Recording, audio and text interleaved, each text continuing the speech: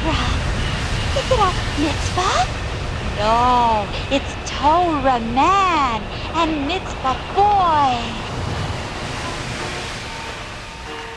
Here comes Torah Man, here comes Mitzvah Boy. They always have Hashem's work to do. They always want to be like our Avos, so can we keep the Torah mitzvahs every day. They can be anywhere fast as a prayer. All they do is stand on a chair and wave their arms up in the air and jump. One morning, when Torah Man and Mitzvah Boy enter the yeshiva classroom, they saw their Rebbe crying. Rebbe, why are you crying? I'm crying because I could not kiss the mezuzah on my doorpost this morning when I left the house. It was missing. Perhaps someone has stolen it. Don't worry, Rebbe, said all the yeshiva boys. We will buy you a brand new mezuzah. And they began collecting pennies from amongst themselves. Don't worry, Rebbe, called out Torah Man and Mitzvah Boy. We will find your own mezuzah. But you'll miss recess, called out one of their friends. Thank you, Torah Man and Mitzvah Boy. You have already mastered what I am going to review with the class today. Oh, but you will miss your recess. You make me think of our great Avos, our forefathers, Torah Man and Mitzvah Boy. They sacrificed a great deal in order not to let anything get in the way of doing a mitzvah. Immediately, Torah Man and Mitzvah Boy jumped on their olive bays bikes and singing the olive bays forwards and backwards, rode and rode, looking and listening everywhere for Garnet, the thief's hideout. Suddenly, our mighty men stopped their bikes as they heard Garnet's shrill, silly laughter coming down from inside the entrance of a cave. Torah Man and Mitzvah Boy stood at the entrance of the deep, dark, cold cave. But they were afraid to go in. The cave was just too spooky. Then they thought of how proudly their Rebbe would stand, nailing his mezuzah back on the doorpost of his house. How Torah Man and Mitzvah Boy wanted to see the smile once again on their kind Rebbe's face. This gave Torah Man and Mitzvah Boy courage to enter the mysterious cave. They were just taking a few steps when they heard Garnet's mean voice singing, I'm going to take the mezuzahs off everyone's door. Then they will have luck no more. Oh, no! He can't do that, said Torah Man. We must stop him. And our heroes carefully walked deeper into the cave together. But gigantic stones began to fall down in front and in back of Torah Man and Mitzvah Boy. They were trapped in the cave, blocked from going in or out. Mitzvah Boy said to Torah Man, what will we do now?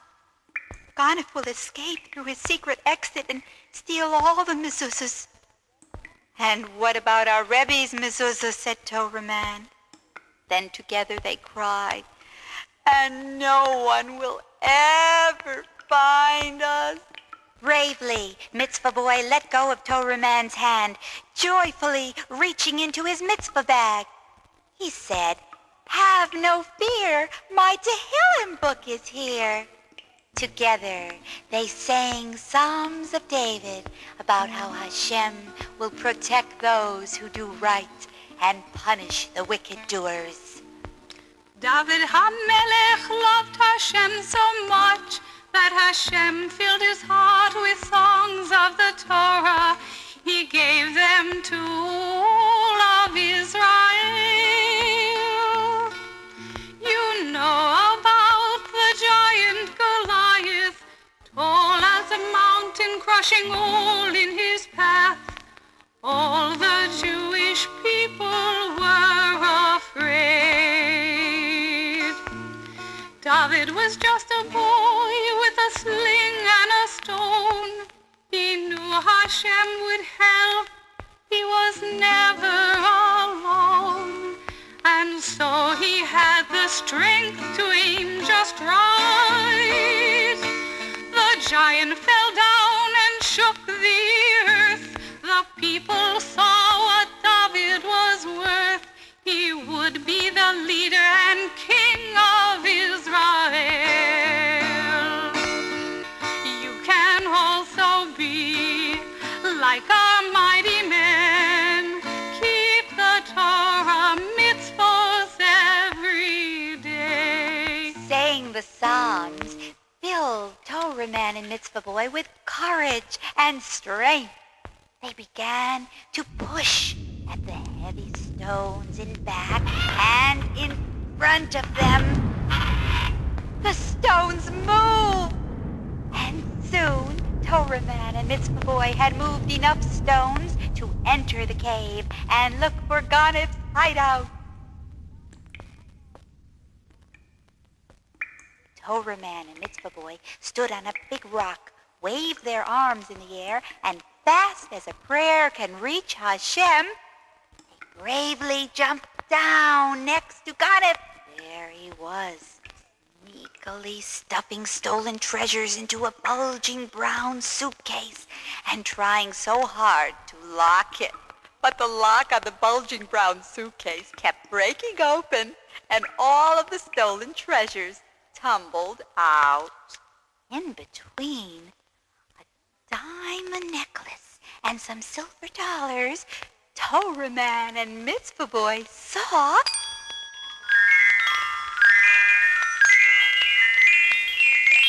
their Rebbe's missing mezuzah. All right, Ganef, said Torah Man. We've come to return the mezuzah you stole to its rightful owner. Please give it to me without any trouble. Oh, no. How did you two get in here? No one ever had the power to enter the cave except me. But you won't get this mezuzah from me. I planned and worked too hard to steal it. I'm going to open it up and see what's so special hidden inside. And he laughed as he got his toolkit ready.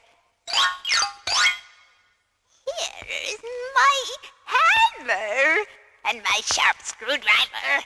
And where are my pliers? Here's my bag to hold all the treasures I will find in the mezuzah.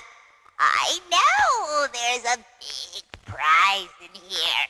If you would risk your safety by entering the cave in order to rescue it. We gave up our recess to save that mezuzah, said Torah Man, and we're not going to let you get away. In 2 more minutes, I would have been gone, stealing more mezuzahs, if not for your recess. Ganef tried to poke his crabby head into Mitzvah Boy's bag and grab the mezuzahs in there with all of his 6 claws. Ganef is escaping with a mezuzah and his toolkit. He's climbing up a high ledge in the cave, and oh no! He's getting ready to throw the mezuzah all the way down. Stop, Ganef, called up Mitzvah Boy. Please, Don't spoil the mezuzah. There are holy prayers from the Torah hidden inside. While Ganef was listening to Mitzvah Boy, Torah Man had jumped up on Ganef's ledge and surprised him. Torah Man captured Ganef, still clutching the mezuzah and his toolkit. He held Ganef and jumped with him right back down. and Ganef was finally quiet and still. Then Ganef had to listen to Mitzvah Boy and began to understand. He started to feel ashamed. Tears came to his droopy eyes, and he put aside his toolkit and carefully returned the mezuzah to Torah Man, who placed it in Mitzvah Boy's bag. "Thank you, Ganef," said Torah Man, "but we must ride you to jail for a while because you stole, taking something that wasn't yours." And Torah Man tied Ganef onto his handlebars while telling Mitzvah Boy, "You take our Rebbe's mezuzah to the sofer, who will check to see if the mezuzah is still kosher." "All right, Torah Man, that is very important. Meet you back at the yeshiva. Wait till I tell the Rebbe we saved his mezuzah. He will be so happy." Suddenly, sounds came from the walkie-talkie in Mitzvah Boy's bag. Calling TM&MB. Calling TM&MB. Are you all right? Recess is almost over. Time for learning. Mitzvah Boy took out the walkie-talkie and replied, This is Mitzvah Boy speaking. Baruch Hashem, I have the Rebbe's mezuzah in my mitzvah bag.